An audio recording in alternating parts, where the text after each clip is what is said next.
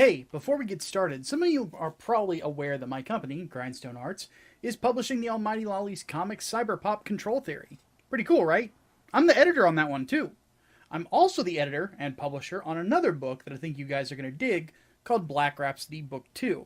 It's a story that's basically if you made Beyonce into a demon and she's trying to kill a magical girl that has a cool guitar because evil demon Beyonce is a very not nice lady.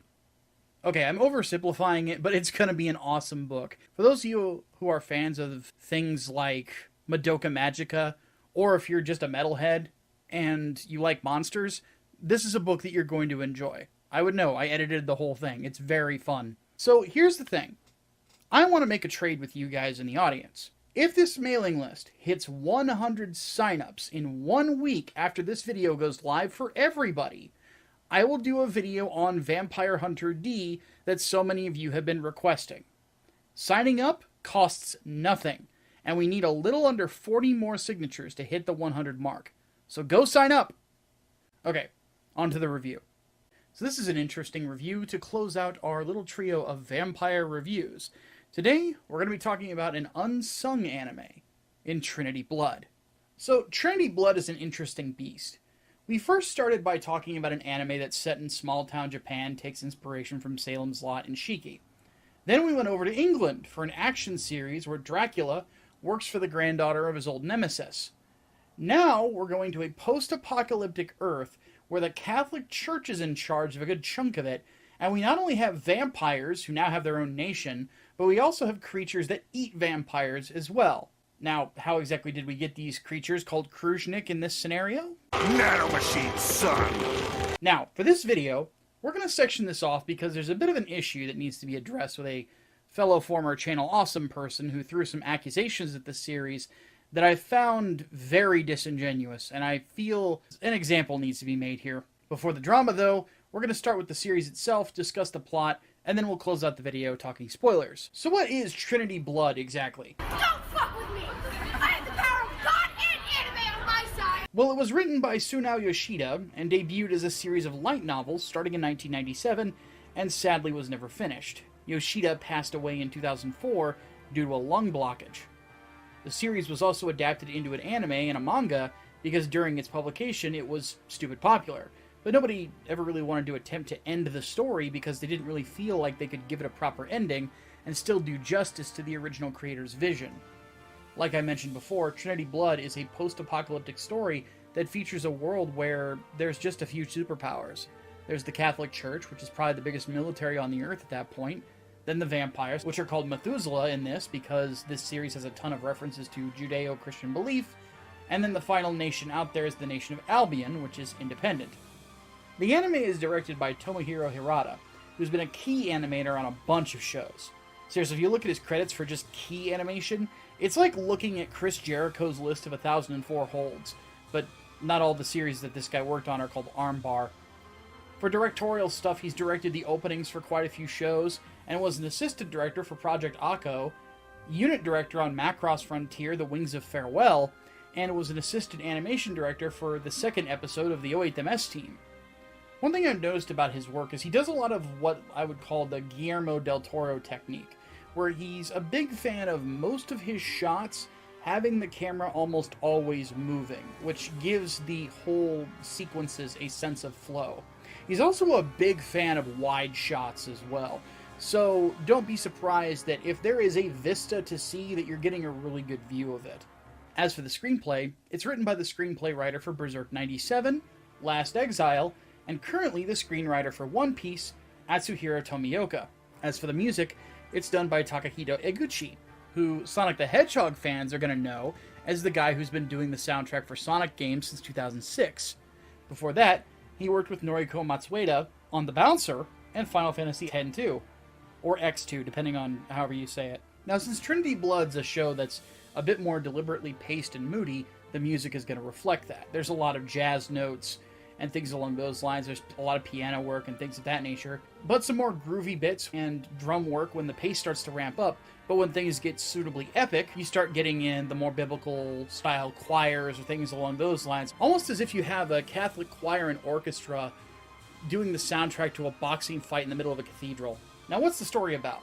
Well, it follows a couple of characters. The first is Father Abel Nightroad, voiced by Troy Baker. Abel is a pretty mild-mannered priest, and honestly is sort of what you'd want a Catholic priest to be.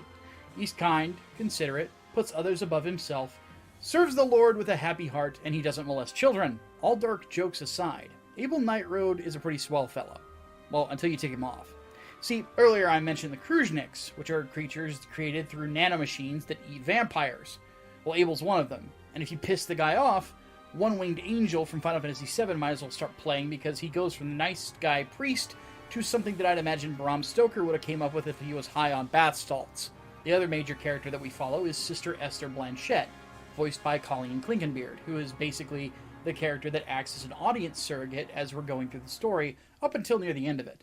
She's a short little red-headed nun with some interesting stuff in regards to her character history, but we'll talk about that a bit later. Either way, after some early drama in the first few episodes, Esther starts working for the same agency in the Vatican that Abel works for, and as such, hijinks ensue. The plot largely goes forward to figure out the issues of a group that you meet early on called the Order of Rosenkreuz, and how they're connected to Father Abel, and more details on the history of Sister Esther, and how she's going to play into the world stage as the story would have continued had the author still been alive. Now, one thing you're going to find with Trinity Blood is that it's a series that stands out for a couple different reasons. The first is the setting. I'm sorry, but the militarized Catholic Church is just a wild idea. And if you're a 40K fan, you're going to look at them in this show and be like, okay, this is almost like an anime version of the Ecclesiarchy, except we're dealing with Jesus Christ instead of the Emperor of Mankind. On top of that, it's run by what I initially assumed were descendants of major Italian families of the Renaissance, in the Medici, the Sforzas, and the Borgias, but that's not actually the case. They're just references as cool Easter eggs for history nerds. What's especially interesting for the setting is that the politics of the Catholic Church play a big role in the series, on top of politics with other nations. There's a lot of cloak and dagger shit going on and some face-heel turns that come around because of the political situation. Apparently, according to the author's notes, he planned on it getting worse and crazier, with some more key characters just getting killed off because of this sort of thing that was going on. This is honestly the one thing that I enjoy most about Trinity Blood, and what helps it to stand out. This is a story that's more about ancient conspiracies and church politics, with a pretty solid focus on characterization than really anything else. The other thing worth mentioning as a standout is those aesthetics I mentioned. Even though I'm part of God's chosen people, and was raised non-denominational, I can really appreciate this sort of Catholic-inspired grandiosity when it comes to the art style. I mentioned the Ecclesiarchy from Warhammer 40k, and to be honest, that's why I like 40k as well. The big chapels, the weaponry, the ships that seem to be designed by St. Peter, so on and so forth. It's just an aesthetic that vibes with me, because I like the Gothic architecture, and I too enjoy smiting things in the name of our Lord God Almighty. Not to mention, I like the idea of a story that follows people who are religious. One of my favorite films ever is The Exorcist, and what I enjoy seeing is a story that doesn't treat Christians like a bunch of crazy zealots killing people over non-belief. That's fun for memes, but I prefer actual characterization where people are complicated. Again, speaking as someone who grew up in the church, one thing you learn really early on is that people who are Christians are almost always complicated people.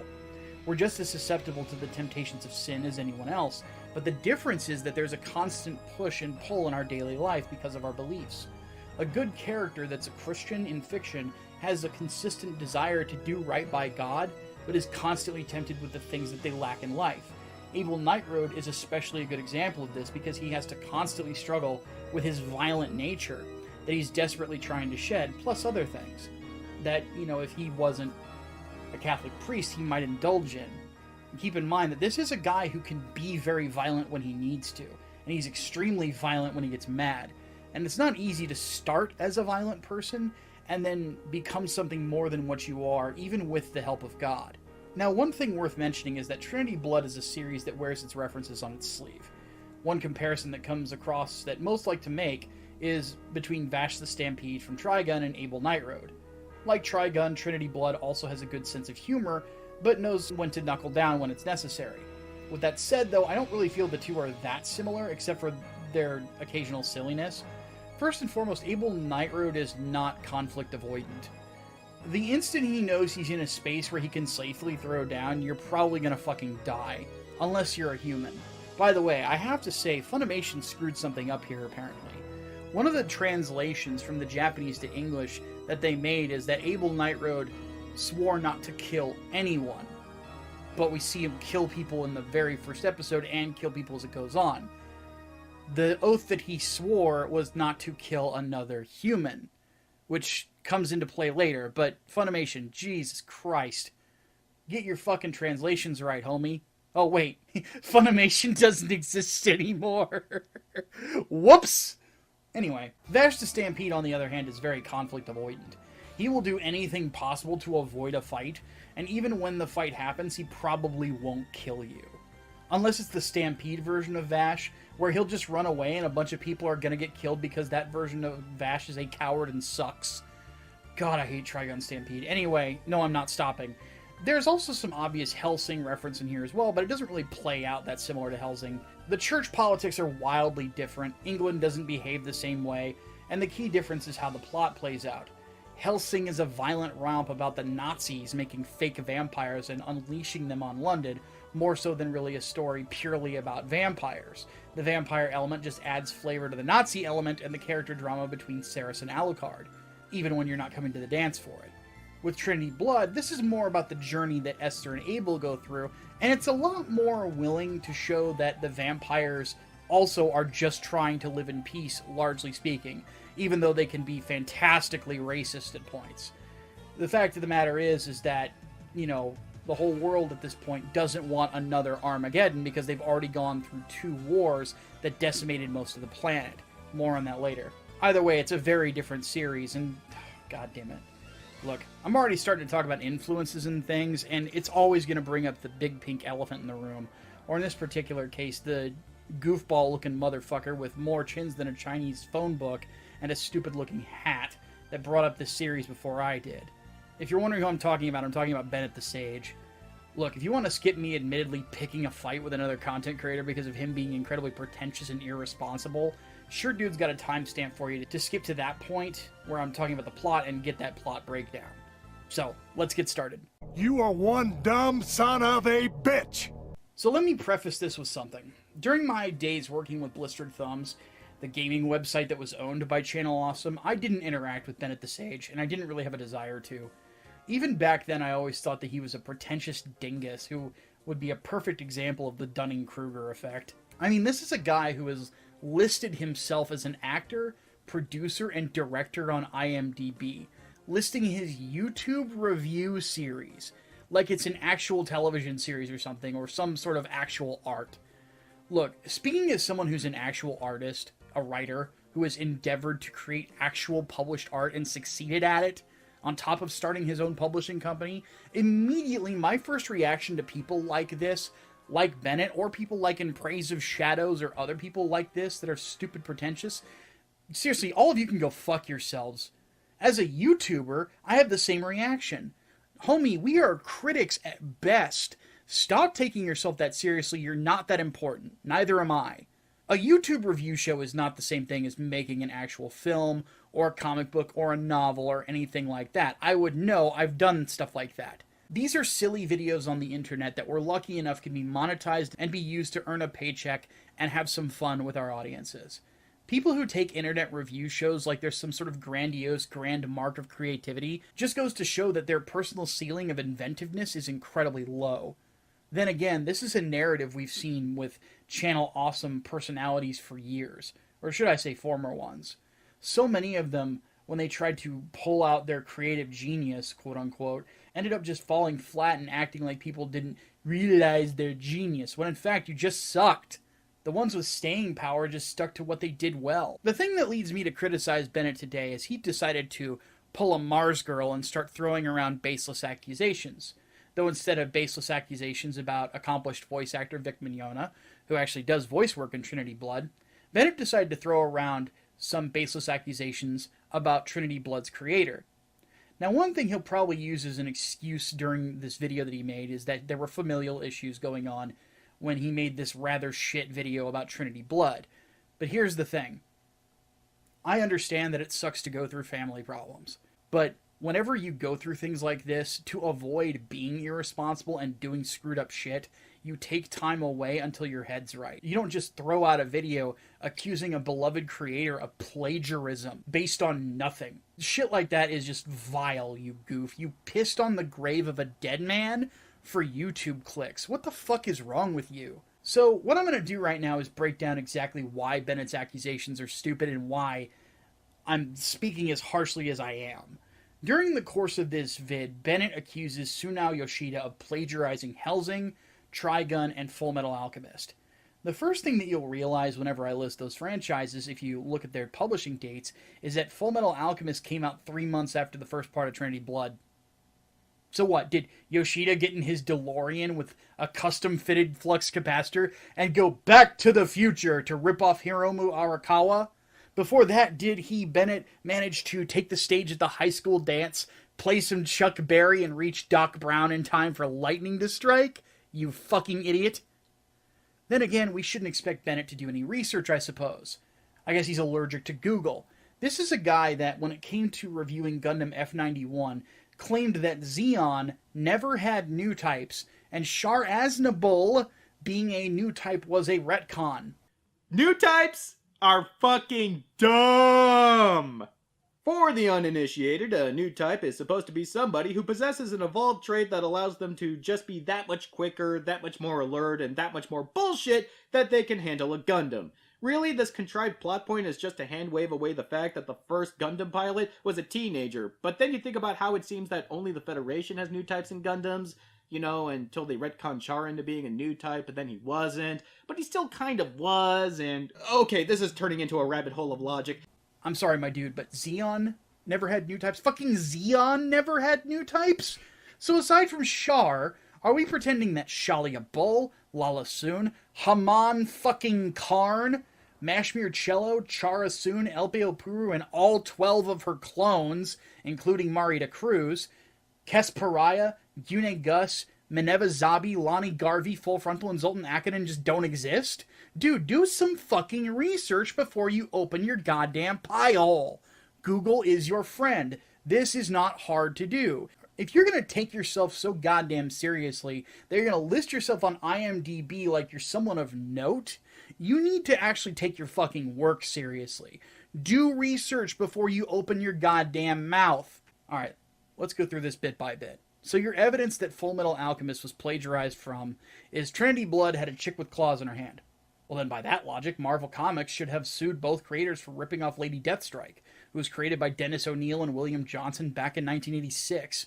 Alternatively, like most Japanese creators who gained popularity in the mid to late 90s all the way up to the late 2000s, they took inspiration from Western comic books, which were huge in Japan at the time, in the same way that Yasuhiro Naitao and Kota Hirano did. In fact, Japan and Japanese anime have a long-standing tradition of being inspired by Western comic books. Again, we have to pull up this once again. Here's Getter 1 from Getter Robo. Here's fucking Batman.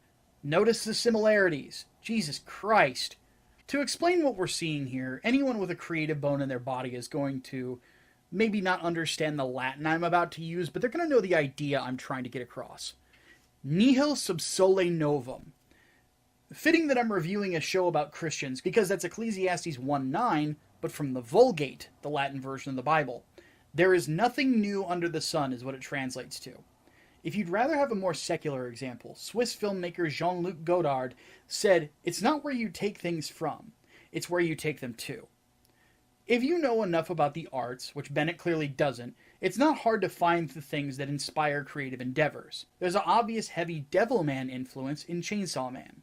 Batman, who I referenced earlier, was originally very inspired by pulp hero The Shadow. We wouldn't have Warhammer 40k without Robert Heinlein's Starship Troopers. The TV show Sons of Anarchy is meant to be a biker version of Hamlet. Hell, I just reviewed Shiki, which takes major influence from Salem's Lot. An influence is not indicative of plagiarism, and neither is a reference. Not to mention, a lot of the other examples that he gives are flimsy as hell. Handing a kid a ball, or reaching out a hand to a child, those are just examples of internet autism. At best, they were references to Trigun. Not to mention, Trigun isn't the only anime to have a character doing a one-handed handstand. Vegeta does the same thing during his training in Dragon Ball Z under heavy gravity when he's trying to go Super Saiyan. So did Trigun rip off Dragon Ball Z? Well, according to Bennett, Trigun is plagiarizing. But the thing is, that's not anybody's logic if they have a triple-digit IQ. Then there's the large star birthmark that a character has that's obviously a JoJo homage, but it also feeds into Christian theology, given the importance of a guiding star during the birth of Christ.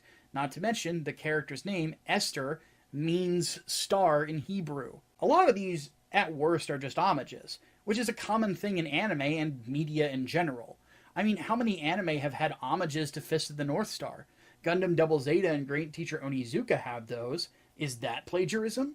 Did They Are My Noble Masters plagiarize Gal Gaigar and G Gundam for having a fun homage joke in that series? How many homages to Getter Robo are in Gurren Lagann? I don't like Gurren Lagann at all, but you don't see me calling it plagiarism, now do you? Of course not, which is why Bennett's argument is so goddamn cynical and or stupid. Let's also talk about how he says power limiters are a ripoff of Hellsing.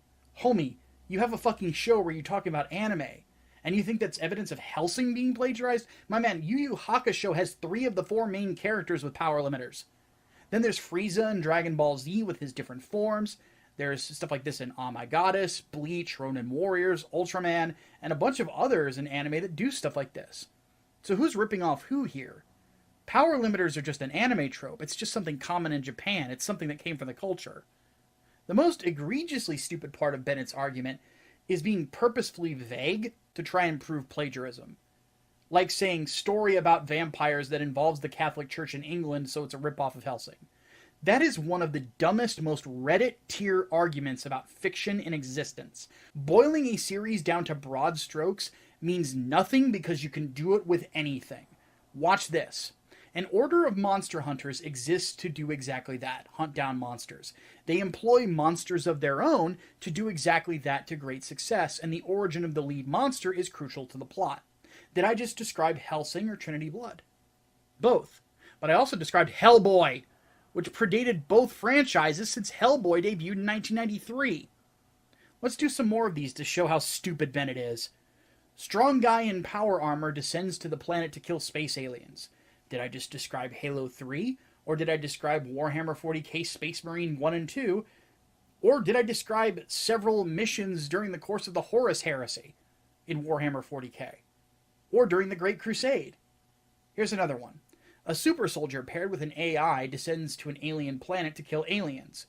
Is that describing Halo or Marathon? Both are made by Bungie, but if you're going to act like Cortana and Durandal have similarities, I'm going to slap you. It could also describe a story if you were going to have Captain America and Jocasta in the Avengers have a mission on Mars or something. Here's another one. A group of people travel the countryside to find Dracula and kick his ass. Obviously, this is going to mean Dracula by Bram Stoker, but it could also describe Castlevania 3, or it could describe Blade in his early days in Marvel Comics when he was being written by Marv Wolfman. Here's another. Stoic badass walks into town to kick the shit out of some very bad people. How many characters did I just describe? You could say Guts from Berserk, Kenshiro from Fist of the North Star, or, prior to either of them, an actor that they were both inspired by, Clint Eastwood, in several of his roles. Now here's the big one. A hero ventures forth from the world of common day into a region of supernatural wonder. Fabulous forces are there encountered, and a decisive victory is won. The hero comes back from this mysterious adventure with the power to bestow boons on his fellow man. I just described 90% of fiction because at that point I'm quoting Joseph Campbell's Hero with a Thousand Faces. I think I've shown enough here to show that Bennett's argument is just as cynical as he accuses Trinity Blood of being. And to be honest, he probably plagiarized arguments like this from Reddit. The only reason Bennett did what he did and how he did it was because it was popular on YouTube at the time to accuse people of plagiarism. It worked for H-Bomber Guy, so Bennett copied the commie, but didn't do the whole part of at least coming up with something that would lead to some consideration. Because if nothing else, H-Bomber Guy at least tried to formulate an argument here that made some sort of sense. Honestly, dude, if you're going to be such a pretentious tit that you're going to list yourself on IMDb like you're someone of note, take the time to do the research and see whether or not your arguments are going to hold water. To quote my editor shirt dude, you're the G4 TV of anime reviewers. And not even when G4 TV was fun. More like the recent version that had the charity scammer and the angry lesbian on it that couldn't even be saved by the presence of somebody from the New Day. Okay, enough of this stupid Joker. Let's get back to Trinity Blood and talk about the specifics of the plot to close this one out. There will be spoilers, so if you don't want them and just want my final thoughts on the show, go to this timestamp. Let's get into it.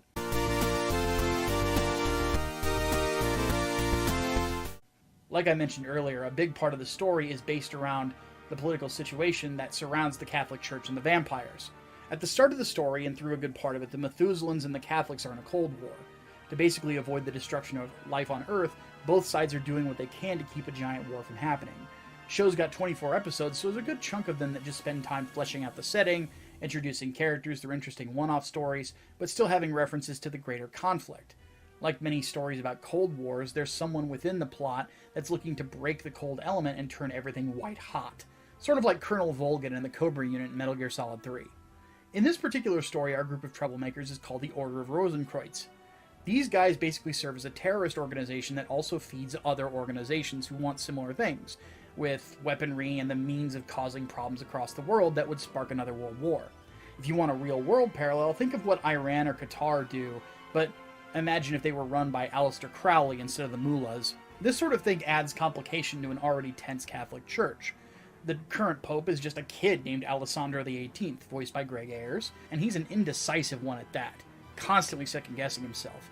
He's constantly pulled to one side or another by his sister, Caterina Sforza, who is voiced by Lydia McKay, and is the head of the AX agency, which is basically the Vatican's spies and hunters, and Francesco de' Medici, voiced by John Gramillion, who is the head of the Department of Inquisition.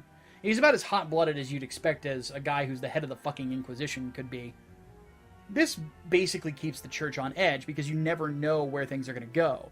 For Katerina, she's also dealing with the wild personalities of her agents as well, plus the weight of the batshit insane missions that they go on.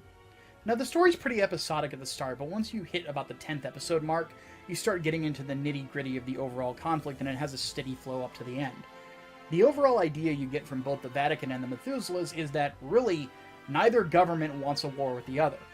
This creates an opening for the Order of Rosenkreuz, and we see their consistent attempts to spark things from episode to episode, trying to grab those people that, for some reason, want this war, because they think they're going to win, and make things worse.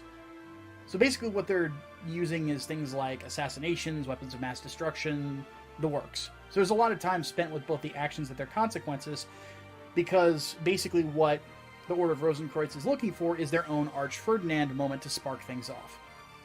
Regardless, the great thing about the show is that it gives time for the weight of all the actions to sink in. Now, I do have a major criticism with this particular series. The concept is great, the characters are enjoyable, the music is good, it's got solid aesthetics, so on and so forth. There's a lot of positive things, and there's not really a whole lot of negatives here. It has everything you need for a good story. So what holds it back from being great? Honestly, I don't feel like it goes far enough with the concept. It's pulling its punches, basically. It's very much a seinen series with the blood and the death and all that stuff, and it's a story that takes the subject matter seriously, and it's not trying to screw with you. It inserts levity, yes, but it does it to basically balance out the darker elements. The thing is, I feel in a weird way that for a world like this, there's way too many good guys. There's a lot of white hats in this show, and honestly not enough shades of gray, which I feel would have given this particular show a bit more depth to it. From what I'm told by someone who's a fan of the novels, it's because this adaptation removed a lot of the very things that this anime would really need to hit those high notes. Apparently Cardinal Sforza does stuff that would make Amanda Waller in the DC universe proud. And to be honest, in the anime, there's way too many white hats, just in general. She also apparently had a problem with Esther as well in the novels, which would add some much-needed tension here. There's also some elements of Esther's relationship with Abel that are also missing, which would explain his protective nature over the young nun. So let's get to the spoilers. Esther's significance is that she's actually a descendant of the royal family of Albion, which means that she's actually next in line to become queen of the third superpower on the planet. As for Abel Nightroad, he's not the only Kruznik. He's got a brother named Cain. Can't you tell how much Judeo-Christian belief influenced this show? And Cain is the head of the Rosenkreuz organization. Their sister, Seth Nightroad, lo and behold another biblical reference, is the Empress of the Methuselah Nation. These three were 3/4 of a group that were implanted with nanomachines taken from an alien vessel on Mars. Basically, they were part of a group of about 100,000 people sent to Mars to make it hospitable for humans. While they were there, they found the ship and the nanomachines, which made each of the four the Kruzhnik. The one that we don't see much in the show is Lilith, who would go on to be Abel's lover, and when you see Lilith, you'll notice that she's kind of similar looking to Esther. Anyway, a war got started over the Ark, which is the alien ship that they found. During the colonization of Mars, Earth went through a nuclear war called Armageddon, another biblical reference, which rendered most of the planet uninhabitable except certain parts of Europe. This is why the Vatican is a major superpower, why England is another one, and why the Methuselahs have Istanbul, now called Byzantium, as their capital. When the Methuselahs had returned from Mars, the normal humans got caught up in a war with them, which brought about what was called the Dark Ages. Cain, Abel, and Seth joined the Methuselahs, and they butchered millions of humans. The reason that Abel became a priest is because his lover, Lilith, stuck up for the humans. She was butchered by his brother Cain when she tried to broker peace. She did everything she did to defend humanity from extinction, and it didn't really dawn on Abel exactly what was going on until she died. After spending 900 years with her at her grave, he became a priest to try to make amends for his sins after he saved Caterina Sforza from a vampire attack. As you can imagine, Cain is a bit of a nihilist, sort of like Thanos from the comic books as opposed to Thanos in the MCU. Granted, Cain's thought is that at this point, everything should just return to nothing as a sort of rebirthing process. End everything so you can start over, basically. Had the series continued, we likely would have seen that process play out, but the series ends with Esther doing what her biblical counterpart did, and she becomes queen. It's kind of unfortunate that this is where it ended, but it does beg the question of whether or not the series should be continued if you got the notes of the creator to do so. Berserk has been continuing after Kentaro Miura's death, and to be honest, I'm pretty happy about that. Though I do understand it's kind of a taboo in Japan, I'd argue that it's a taboo that doesn't make much sense. I've made it apparent to the people around me at my publishing company that if I croaked, they should continue the stories I started, because ultimately the stories that we tell aren't really about our personal gratification, though that is part of it. They're about the audience, and entertaining the people that have blessed us with their presence and their hard-earned cash, and expect a good story from us in return. So, with all that said, I enjoyed Trinity Blood. It's a pretty good anime, but from everyone that I've spoken to about it, the manga and the novels are the superior experience. So feel free to find it however you choose. It's not a waste of your time by any stretch of the imagination, but however you want to take it in, go ahead and take it in and go from there. Well, once again, folks, before we take off, if you want to see me review Vampire Hunter D, go sign up for that mailing list, man. That's the way to get it done. We get it done in a week. You got me. I'll drop everything for Vampire Hunter D stuff. On top of all that, guys, if you enjoyed the video, don't forget like, share, subscribe, the whole 9 yards. Thank you so much for watching me. My name is Micah, your favorite vanilla gorilla. Have yourselves a very spooky Halloween.